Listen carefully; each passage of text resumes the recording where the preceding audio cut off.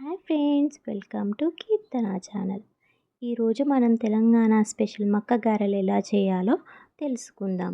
ముందుగా మక్కల్ని తీసుకొని శుభ్రం చేసుకొని పక్కన ఉంచుకోవాలి.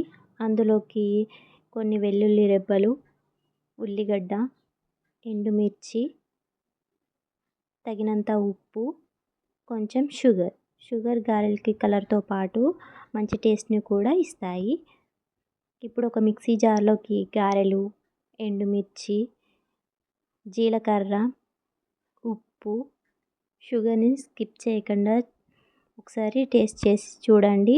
ఖచ్చితంగా షుగర్ వేయడం వల్ల మంచి టేస్ట్ వస్తాయి.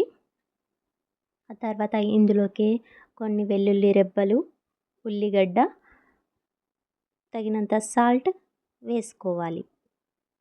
ఇప్పుడు ఈ మిశ్రమాన్ని మంచి ఫైన్ పేస్ట్లా చేసుకోవాలి.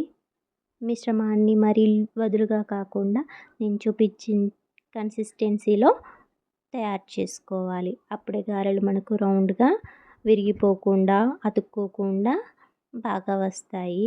ఇప్పుడు ఈ మిశ్రమంలోనికి మనం యాడ్ చేసుకోవడానికి కరివేపాకు, కొత్తిమీర తీసుకోవాలి. మనం తయారు చేసుకున్న మిశ్రమంలోనికి దీన్ని కలిపేయాలి. ఇందులోకి కొంచెం బేకింగ్ సోడా వేసుకోవాలి. దీనివల్ల గారెలు మెత్తగా వస్తాయి. ఇప్పుడు ఒక కడాయిలో నూనె వేడి చేయాలి. ఈ మిశ్రమాన్ని చేతిలోకి ఒక రౌండ్ ముద్దలా తీసుకొని ఒక ప్లాస్టిక్ కవర్ మీద చిన్న గారెలా ఒత్తుకోవాలి. ఈ మిశ్రమాన్ని రౌండ్గా, పలుచగా, మరీ లావుగా కాకుండా మరీ పలుచగా కాకుండా మీడియం సైజులో ఒత్తుకొని మధ్యలో చిన్న రంధ్రాన్ని చేసి మరుగుతున్న నూనెలోకి వదలాలి.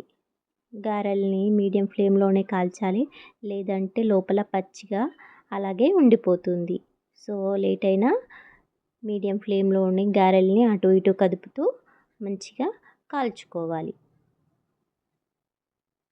ఇలా మరుగుతున్న నూనెలో నేను చూపించిన విధంగా గోల్డెన్ కలర్ వచ్చేలాగా అన్ని గారెల్ని అటు ఇటు కదుపుతూ కాల్చుకోవాలి. ఇలా కాల్చుకున్న గారెలు ఎంతో టేస్టీగా, క్రిస్పీగా ఉంటాయి. ఖచ్చితంగా ఒకసారి ట్రై చేసి చూడండి. ఇలా అన్ని గారెలు గోల్డెన్ కలర్ వచ్చాక తీసుకొని ఒక ప్లేట్లో సర్వ్ చేసుకోవాలి.